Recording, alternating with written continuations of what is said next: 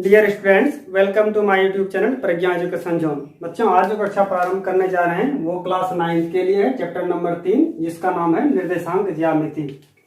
तो आप लोग कॉपी निकालिए, हेडिंग डालिए निर्देशांक ज्यामिति। निर्देशांक ज्यामिति,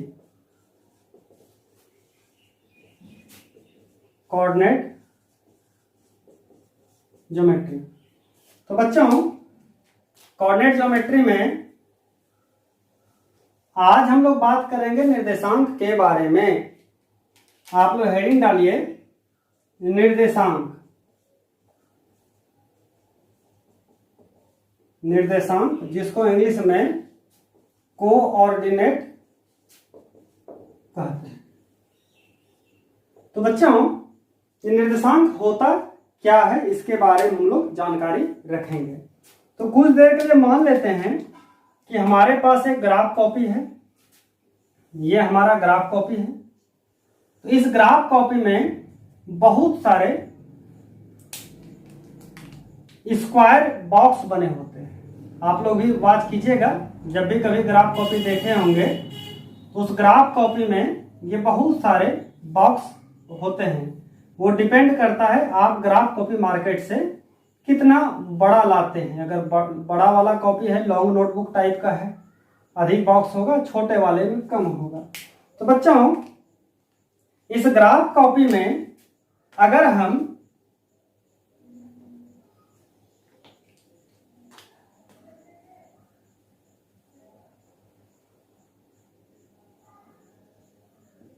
थोड़ा सा घर बड़ा करना होगा,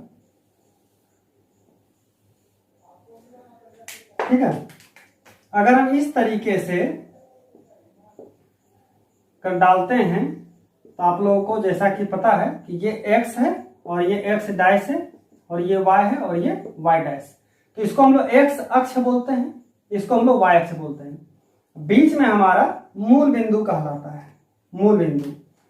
तो बच्चों, जब कभी भी सपोज दैट आप यहां पर कोई पॉइंट डालें और यहाँ 1 2 3 4 0 -1 -2 -3 1 2 3 4 -1 -2 -3 -4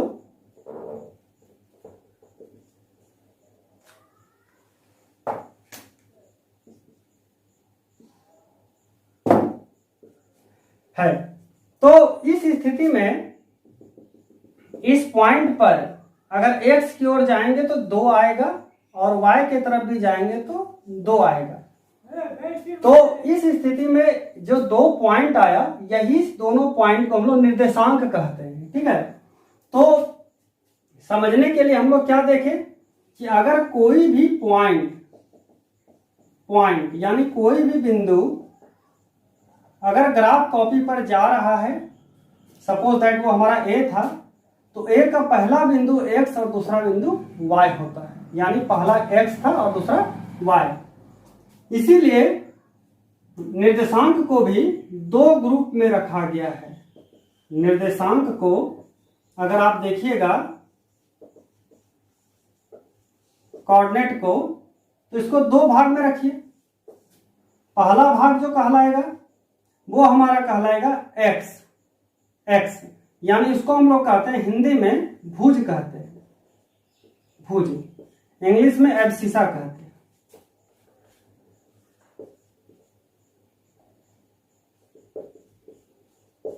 एब्सिसा जो x कोऑर्डिनेट होता है, x निर्देशांक होता है, निर्देशांक होता है। दूसरा है कोटि, जिसको ऑर्डिनेट कहते हैं, जिसको हम लोग y निर्देशांक भी कहते हैं। कहने का मतलब क्या हुआ कि एग्जाम्पल के तौर में जब अभी हमने देखा a पर 2 और 2 जा रहा था, ये जो है पहला वैल्यू जो है वो x का है, दूसरा y का है, और यही x जो है वो भुज कहलाएगा और ये y जो है वो कोटि कहलाएगा। बच्चों, ये बिंदु के बारे में हम लोगों ने बात किया कि किसी भी ग्राफ कॉपी पर 2 बिंदु होते हैं इसमें पहला बिंदु x कहलाता है और दूसरा जो किसी भी ग्राफ पर पहला x और दूसरा y कहलाएगा। समझने के लिए अगर आपको लगता है कि और अगर एग्जांपल देखा जाए तो मान लेते हैं यहाँ पर कोई b था, तो ये b के पास जब इधर गया तो x -3 हुआ और इधर जब गया तो ये -2 आ गया। तो कह सकते हैं कि b का जो निर्देशांक है वो -3 है, -2, जहां पर x जो है -3 है और y क्या है -2 है। इसकी जानकारी हम लोगों को मिल जाती है। अब हम लोग बात करेंगे एक एक करके कि कहां पर किस जगह पर कौन सा बिंदु रखने के बाद क्या मान आएगा निर्देशांक। तो निर्देशांक के अंतर्गत अब हम लोग बात करेंगे, एक एक करके हेडिंग डालिए आप लोग।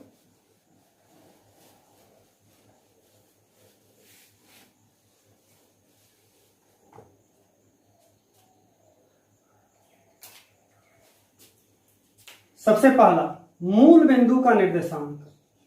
मूल बिंदु का निर्देशांक कोऑर्डिनेट ऑफ ओरिजिन। तो बच्चों ये कोऑर्डिनेट ऑफ ओरिजिन की जो बात करेंगे तो ओरिजिन हम लोग इसको कहते हैं मूल बिंदु। यहां पर तो मूल बिंदु पर ना ही x की ओर जा रहे हैं ना ही y की ओर जा रहे हैं, यानी मूल बिंदु का निर्देशांक जब भी होगा वो हमारा 0 और 0 होगा, यानी x भी हमारा 0 और y भी हमारा 0। इसीलिए कह सकते हैं कि मूल बिंदु का निर्देशांक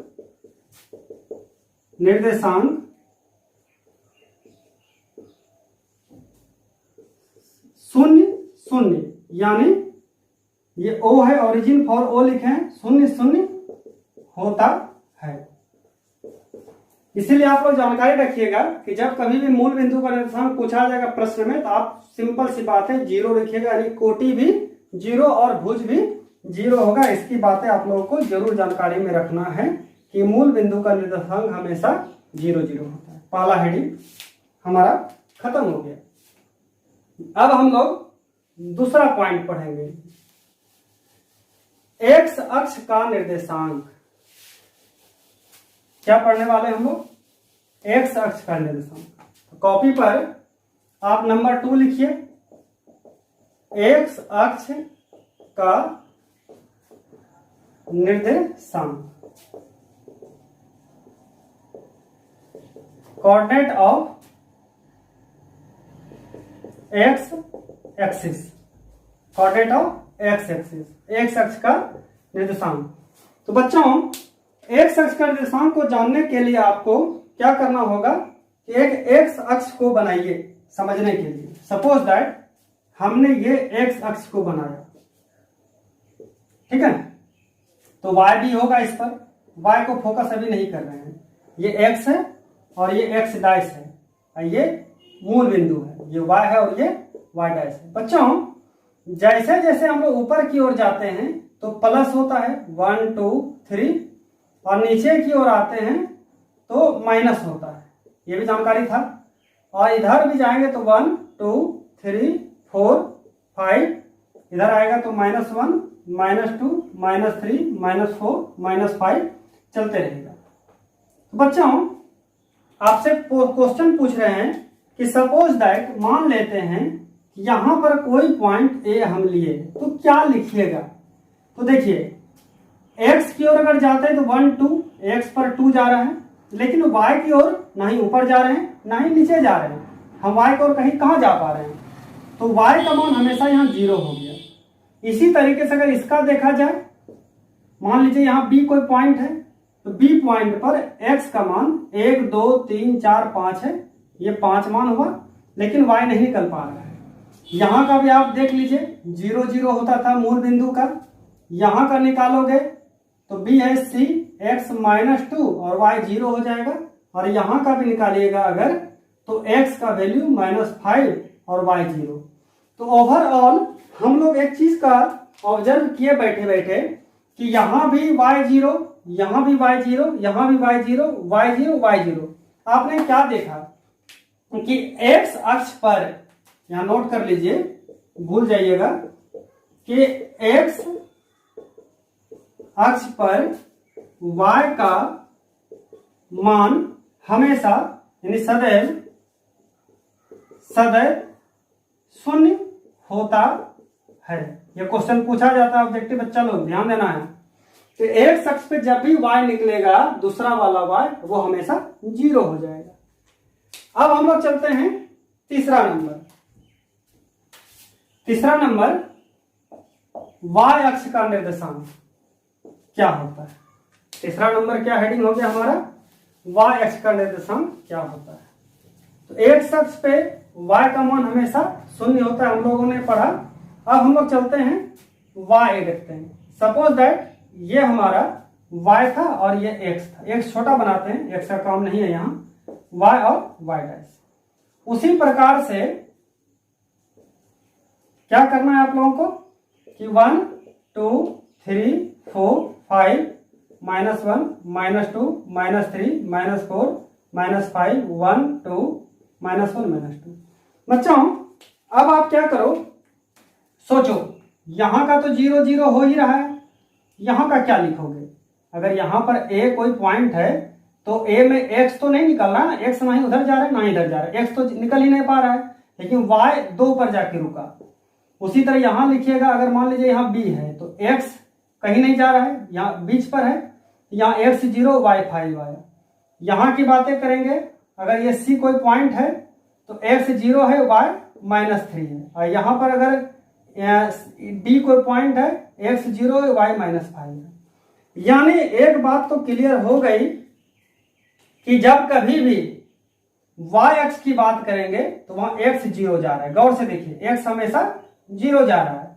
तो इससे साबित हो गया, हम लोग प्रूव कर लिए, इसलिए नोट में लिख देंगे कि जब कभी भी y अक्ष पर x का मान क्या होगा, सदैव शून्य यानी 0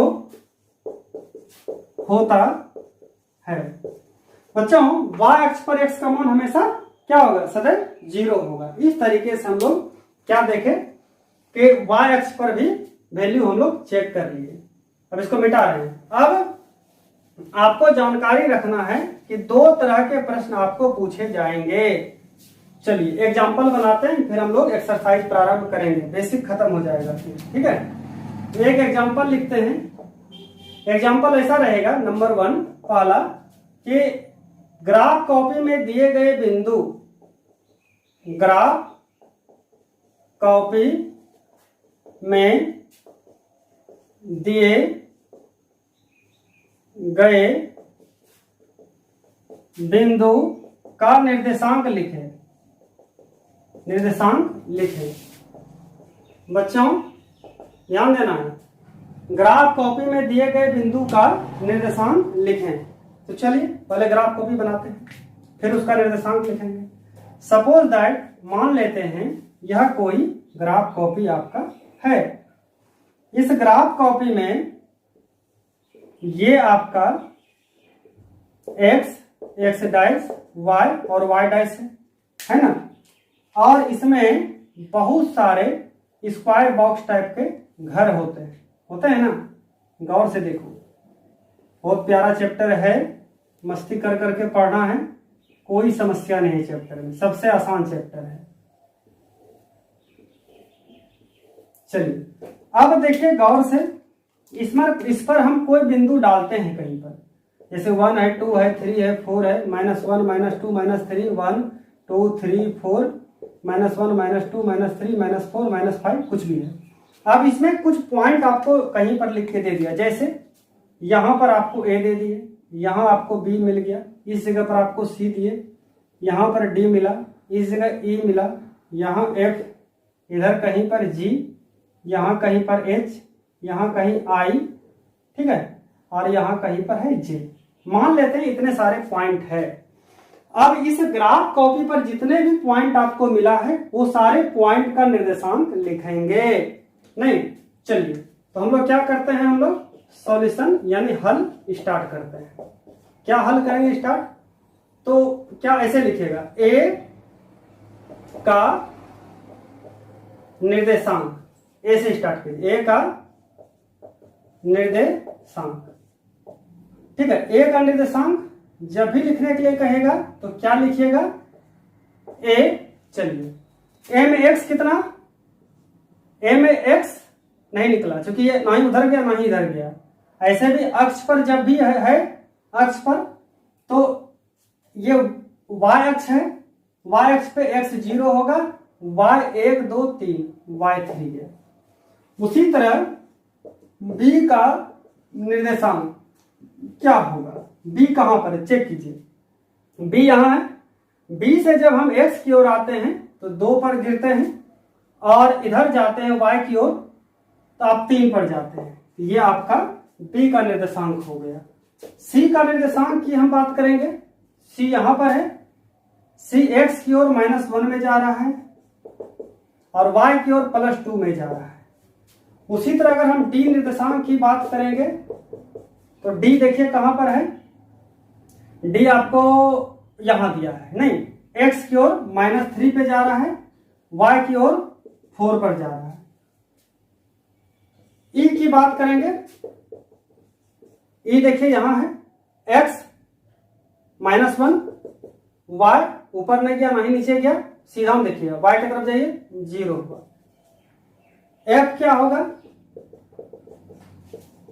f कहां है चेक करो, f आपका f यहां है, x की ओर -2 में गया और y की ओर अगर जाएंगे तो y की ओर यहां से पढ़ेंगे -2 में गया। f उसी तरह से आप लोग g h i का इसी तरीके से निकालिए। तो g का क्या होगा, गौर से देखो, g यहां है, x-2 और y -3, तो g का x पर 2 जा रहा है, x पर का 2 और y पर -2। h कितना होगा, गौर से देखो, h किधर है, यहां है, ठीक है, h यहां है, x2, h में x2 और y 0, i h i j, i का देखिए, i यहां पर है, x 0 y -2, i उसी तरह j का क्या होगा, x में 3 और y में -2। तो बच्चों इस प्रकार से आप लोग क्या देखें कि किसी भी ग्राफ कॉपी पर अगर कोई बिंदु दिया हुआ है उसका कैसे निर्देशांक हम लिखते चले जाते हैं। तो आप लोग इसको गौर से देखिए और बार बार इस वीडियो को देखिए, आपको समझ में आ जाएगा। एक बार में अगर ना आए तो उसको बार बार देखिए, ठीक है। अब दूसरा और एग्जांपल लेंगे। अभी जो आपको हम एग्जांपल बताएं उस एग्जांपल में क्या देखा कि आपको ग्राफ कॉपी पर बिंदु दिया है, ग्राफ निर्देशांक निकालना है, लेकिन अभी एक प्रश्न ऐसा दिया जाएगा कि अगर दिए गए बिंदु को ग्राफ कॉपी पर अंकित करें। यानी एक प्रश्न और आप पढ़ लीजिए कि दिए